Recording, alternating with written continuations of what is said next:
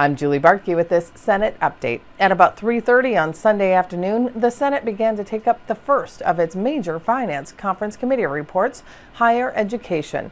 The bill comes in at $166 million in additional spending, which is a compromise over what the House and the Senate had asked for. At one point, the House had $56.8 million in increased spending, and the Senate was $205 million. Here's that discussion.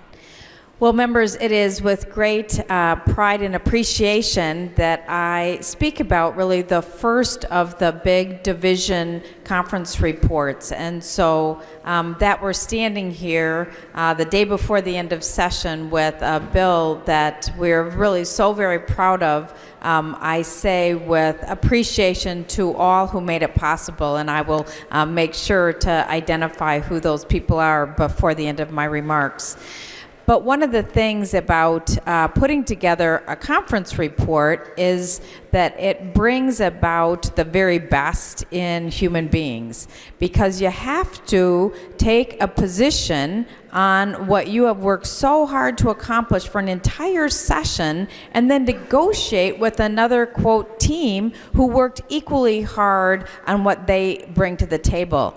And so especially in a situation where you are working in divided government, where you have one party in the majority and one body and another party in the other, these conversations and negotiations can be exceedingly difficult and require a great deal of patience, understanding, empathy, and compassion. And so that's really what this process took as we put this bill together.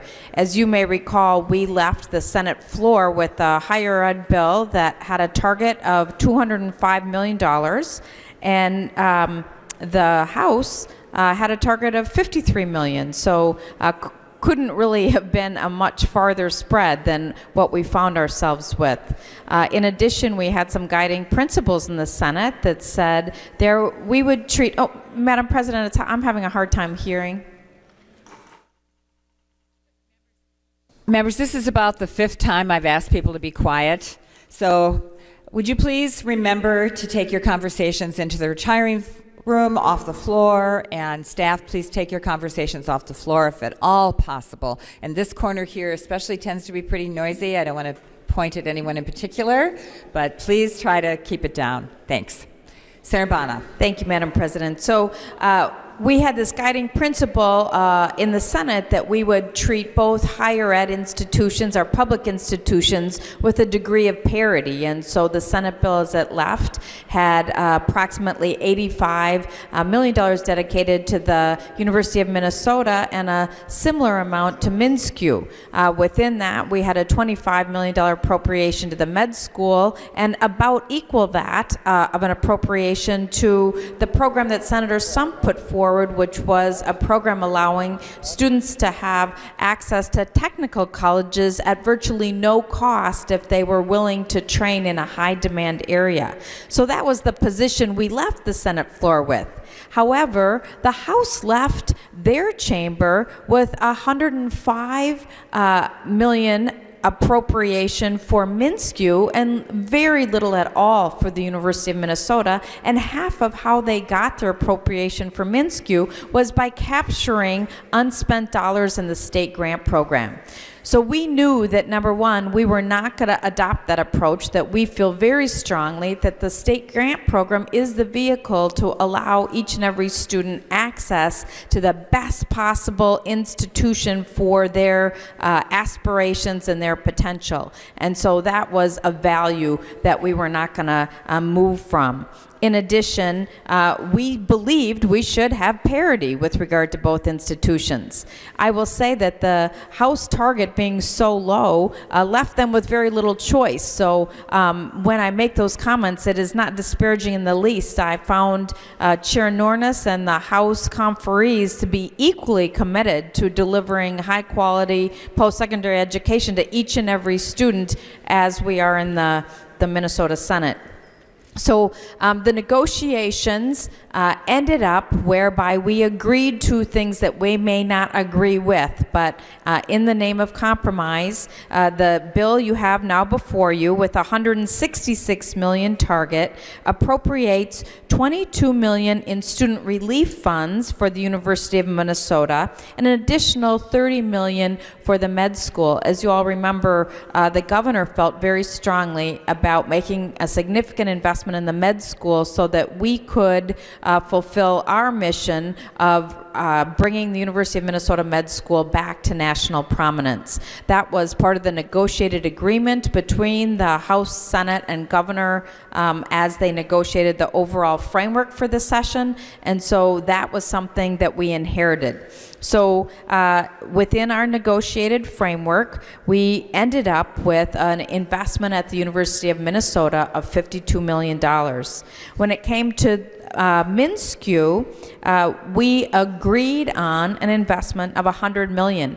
Now this was a much greater investment than we had originally intended to make, but the House felt very strongly that there were more students at MnSCU, and therefore that the parity formula was not necessarily one that they subscribed to. So again, while we didn't agree with it, we did agree to that. And then we also adopted the House position with regard to tuition freezes. And so within the bill, community and tech colleges have a tuition freeze in fiscal year 16 and a 1% reduction in fiscal year 17. The state universities have a tuition freeze in fiscal year 17.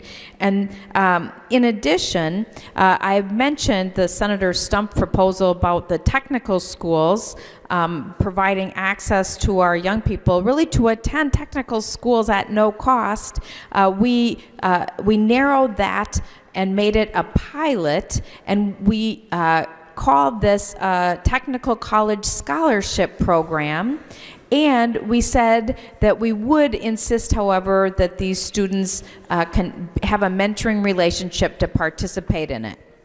So that was something that the House was not certain they were willing to embrace, but did agree to by the end of our negotiation. And so I want to thank Senator Stump for bringing this forward, and I want to thank the conferees for providing strong support for that provision. I thank Senator Bach for being willing to negotiate on our behalf to make sure that this provision was inserted in the bill. I do want to just go back for a moment to the University of Minnesota. We began this session knowing that there was a controversy with regard to human subject testing, and sometime in the middle of the session we had the OLA report, which found that there were in fact several indications where the university did not act, in President Kaler's words, with actions that were above reproach. And so within our bill we do have a language that directs the university to comply with the findings of the AHARP report, the OLA report, and then to report back on a monthly basis. Governor Carlson, former Governor Carlson, lives in my district and has been a catalyst for making sure this issue got addressed, and so I heard from him many times during this session and have appreciated his unrelenting leadership to make sure that this action is acknowledged and changed in the future. In addition, there's a provision in the bill that allows the university to refinance the TCF stadium bonds and allows for $10 million to go towards, in those savings, creating a state-of-the-art health facility that combines both research and patient-centered care. With regard to the state grant program, we now do have the $74 million of unspent money that we have found a way through changing the formula to send those dollars back out to students. In addition, we have added $7 million to the state grant program, so we were able within our target to make an investment in the state grant program. Governor Dayton would have liked $18 million in that, but I told Commissioner Poggemiller I didn't have a target that could accommodate that, and would have, believe me, if we could have.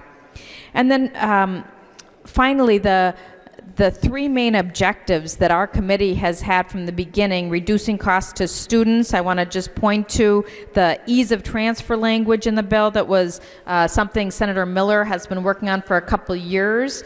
We're pleased to be able to continue with that program and approach. Investing in the state grant investment is about reducing costs to students. With our objectives on building a 21st century workforce, the Earn While You Learn apprenticeship program is within this bill, and you have a letter on your desk from the Minnesota Chamber. If members would look at that, the Minnesota Chamber of Commerce has asked members to support this bill, and they have identified the various things that they believe make this a bill that's good for Minnesota. The first thing that they identify is that we have an attainment goal of a statewide attainment goal that says 70% of Minnesotans in the age group 25 to 44 will attain a post-secondary credential by 2025. And the Chamber was a partner in our North Star Summit and believes strongly that it's time to have a statewide attainment goal. The Earn While You Learn dual training program is a program where businesses can begin to hire people coming out of high school and put them to work while they're in classroom-related instruction as in the dual education apprenticeship style. And we think that's really a game changer of how to change the debt burden for students while also giving students an ability to choose careers early and hit the ground running as they graduate from college and find themselves already employed. So the Chamber was a critical partner in developing this program, and I would actually thank them for their support of that. I will say that we had a significantly different bill going off the Senate floor than what the House had, and this bill is a good compromise between the two chambers. We worked hard with them. We negotiated hard, and not every stakeholder is getting exactly what they want out of this bill.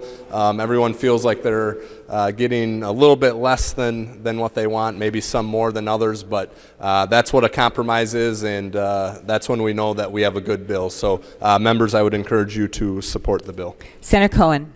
Madam President, members, I don't disagree with what Senator Miller has said relative to this being a compromise of some sort, and I certainly understand that Senator Bonoff, Senator Miller, the other conferees have worked very, very hard on this bill.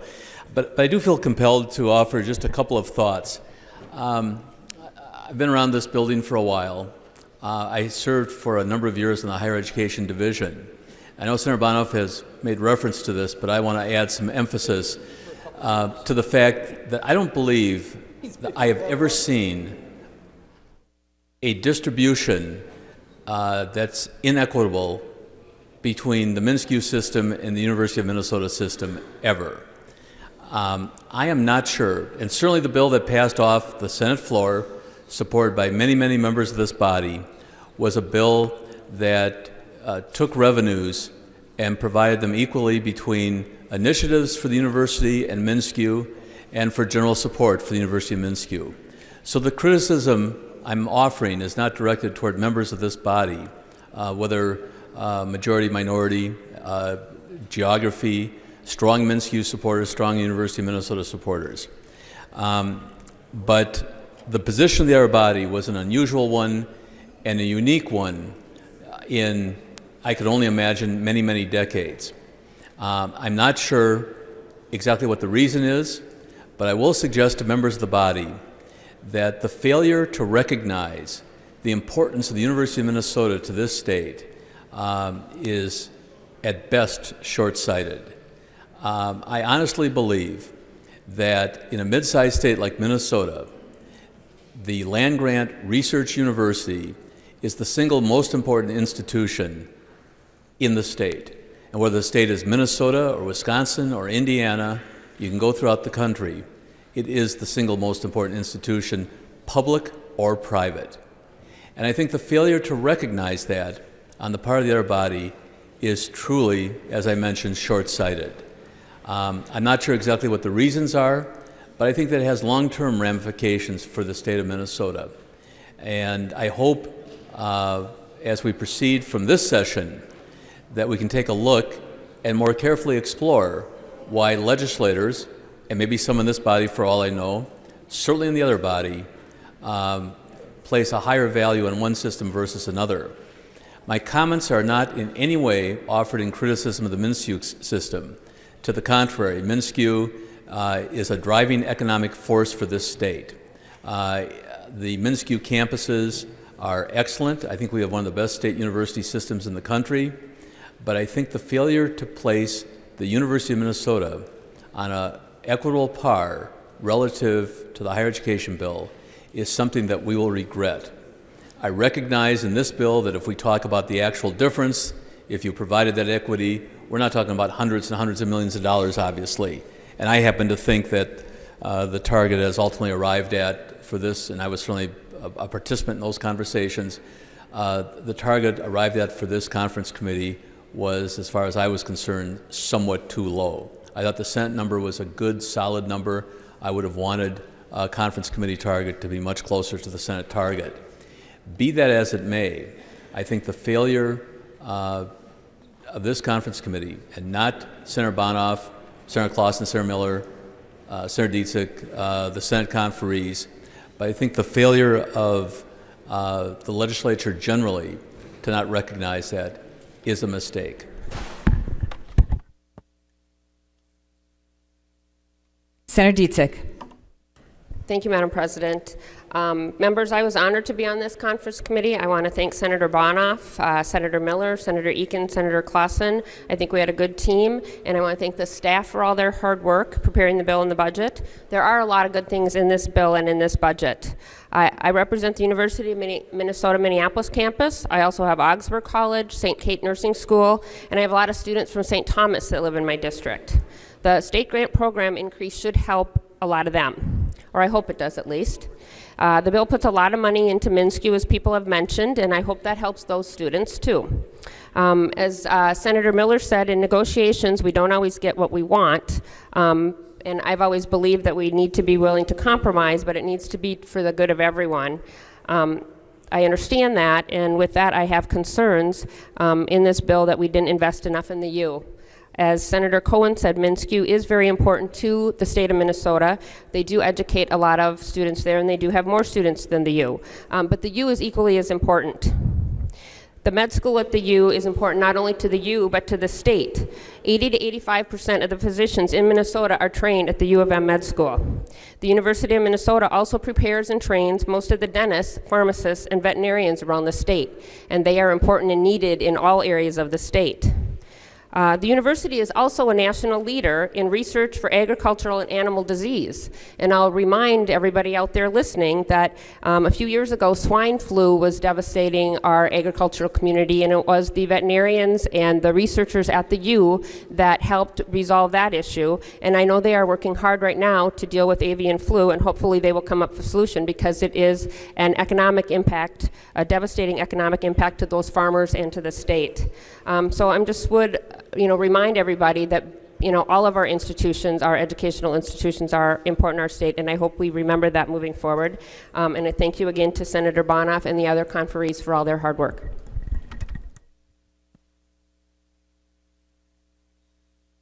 Senator Ortman.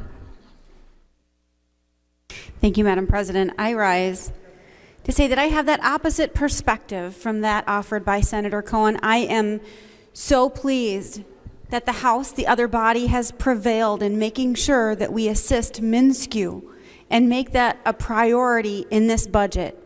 I'm so pleased that that was accomplished here, because MnSCU is fulfilling an amazing mission to help more and more Minnesota students become educated, improve their lives, seek better quality jobs, provide for their families. On the other hand, from my perspective, the University of Minnesota has been missing its core mission to provide affordable and accessible college to Minnesota students. That is why it is a land-grant institution, to provide affordable and accessible education for Minnesota students. But we hear student after student after student about how University of Minnesota has become too expensive. And we know about the excessive debt that our students are engaging in and required to engage in order to meet the expenses of the University of Minnesota.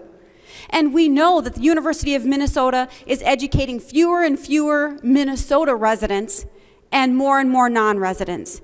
In my view, they have been missing their core mission, where MnSCU has been thriving, and they have been working to innovate, to help more and more students at all levels of education, at all age groups, to help Minnesotans improve their lives. I couldn't be more proud of the funds that are directed to MnSCU to help them with their mission. And I am very grateful to the conferees for their work on this bill. I will be voting yes. Senator Clausen.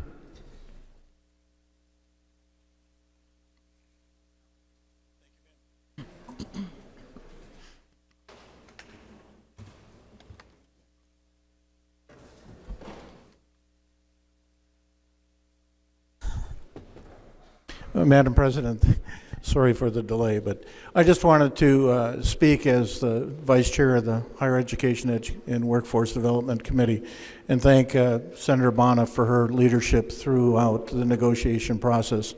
I think we've all experienced some tense situations over the last 72 hours, and her leadership was very prominent in bringing about, I think, a very successful bill. I think it's interesting to note, if you look at the Minnesota Chamber of Commerce handout, and if you look at those bullet points about the state attainment goals, if you look at enhancing the benchmarks, expanding concurrent enrollment, earn while you learn, making college more affordable through the state grant program, improving post-secondary completion, all of those are Senate initiatives that were, again, identified by the Chamber as some real positive, some positive wins, and just like to point that out to people. Thank you, Madam. Senator Reinert. Thank you, Madam President, and I get the unique position, responsibility of having a foot in both systems. I teach at a MnSCU campus, Lake Superior College, very proud to teach there. It's a wonderful campus, and have the University of Minnesota Duluth in my district. So, you know, in response to some of the other comments we've heard so far, I do strongly believe in parity and support of both systems. I think a full and complete higher education system in Minnesota benefits our students most. But I also appreciate the work that the conference committee did, and I thank the conferees. I don't serve on that committee, and I didn't serve on the conference committee, and I know they had difficult choices to make. Members, I want to highlight just one provision that I especially appreciate, and that is a provision that says that directs the university to tell us within the system how they make tuition distributions. The university has campuses and it has divisions, and it makes tuition, undergraduate tuition decisions between those two, between units and campuses. And you know, members, when I have a campus of some 10,000 undergraduate students in my district and it gets treated as one unit, that can be problematic. And other members have other campuses in their districts, and that is something we just need to know more about. And so that provision is in there, and I thank Senator Bonoff and the committee for including it and advocating for it. And I look forward to seeing what we find out. What are the factors that drive how tuition dollars are allocated internally? And that will help us be better legislators as we work on these issues in the future. Thank you. Senator Fischbach. Madam President, I rise in support of the bill. I think that, you know, we do have our priorities. I think the House priorities, funding MnSCU the way we did, is where we should be going. You know, MnSCU really educates the students of the state. There's all across the state, and many of our towns and districts, there are MnSCU campuses, and that's who's doing the work of educating not only our students, but working with our communities and working with businesses to make sure that they have the workforce that they need. If we want to be, there's talk about inequity and distribution, and if we want it to be completely equitable in the distribution, maybe we should take a look at distributing the funds on a per pupil basis, and really look at the distribution that way. If we want to do, if we want to compare apples to apples, and You know, there wasn't a lot of talk about inequities when we were talking about the TCF Stadium and we were talking about the Biosciences building. So I think we have been very, very supportive of the U of M, but I think in this case, this is a good step towards supporting and educating the students at the MnSCU campuses, and I really fully support this bill, and I'm happy to vote yes, and I thank the conferees also for doing such a great job. Senator Eakin. Thank you, Madam President. Members, while I was hoping that we would have had a higher target for this bill, at least I think it's important to note that we're moving in the right direction. We are in the black. It wasn't that long ago that we saw numbers like this in the red. So we're moving in the right direction in my view, and given the lower target that we received, I think we did the best job that we could do. I hope that eventually we can return to the days when the state was covering 2/3 of the cost of a college education for our students. The fact that we're not is why we've seen tuition going up so high in recent years. We're still a long ways from getting to that day, but we are moving in that direction, and I hope that we continue that in the future. And while some aren't happy with the distribution of how the money was split, I think it's important to note that we've recognized the importance of both the University of Minnesota and MnSCU. As has already been stated in the House, the University of Minnesota received very little. I think it's important to note, too, that we recognize the importance of the grant program moving forward, and we do need to make sure that we're looking at the whole system as we move forward. And I'm always concerned when we have low targets that we see sometimes equally worthy groups being pitted against each other here. The fact is that all of these investments are important, and again, I'm hopeful that we can continue moving in the right direction as we move forward. I pledge to this chamber that I will stand for the importance of parity with regard to supporting both the University of Minnesota and MnSCU, but even more importantly than supporting our institutions, that we understand that we do that because it's what's best for each and every student, as well as the economic future and well-being of our state. Senator Nelson, I neglected my introductory comments to acknowledge your efforts that are within this bill, both for the Alzheimer's, and you have been a relentless champion for that cause. And we wouldn't have it in the bill without your tenacity, because as we've talked about, it wasn't easy to keep. And it was having kind of this conscience back here going, where is Alzheimer's support? And so thank you for your relentless support for that, and pleased that it got in. In addition, the provision that you carried in the bill that moves forward our desire to have students graduate on time with less debt and facilitate all the best practices that we know will make a difference in student outcomes, and that bill is within this. And Senator Eakin, for being, this is the second time you've been on this conference committee, and there, you know, you have a quiet way about you, Senator Eakin, but I know that you're steadfast in your support for MnSCU and for the importance of the ag community, and so we look at Senator Eakin and we know that we have to include those provisions. And then Senator Stumpf, you know, you spoke about the provision about the university's new design of the medical facility, but also the fact that you brought forward this opportunity for our young people to access technical college and fill the jobs of the future, particularly in greater Minnesota, at no cost, is a huge sea change. And Senator Stumpf has been my mentor since I came. I was his vice chair for 5 years, and so it was only fitting that we were able to work together to include this. And Senator Senjum, your support on the Earn While You Learn since the very beginning, since we traveled to Germany together and did this in a bipartisan way. I do thank you.